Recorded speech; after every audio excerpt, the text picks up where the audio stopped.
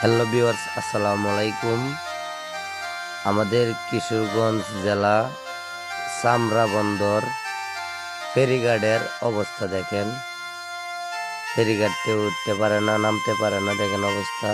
গাড়ি নিয়ে আটকে পড়ে। এই যে গাড়ি ধাক্কা দেওয়ার জন্য জিসিবি আসছে, জিসিবি আইসাও তুলতে পারলো না, ব্যর্থ হয়ে গেল।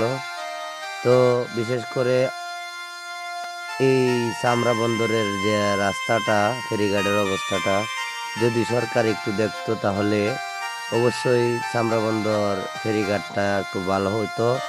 যদি একটু উন্নত হতো তাহলে এভাবে গাড়িগুলি আটকা পড়তো না। তো ফেরি থেকে আবার একটি ট্রাক পানিতে পড়ে গেছে, এই জন্যই দেশের অবস্থা এরকম। তো রাস্তাঘাট যেন ঠিক হয়, নতুন সরকারকে বলতেছি। ধন্যবাদ। আসসালামু আলাইকুম।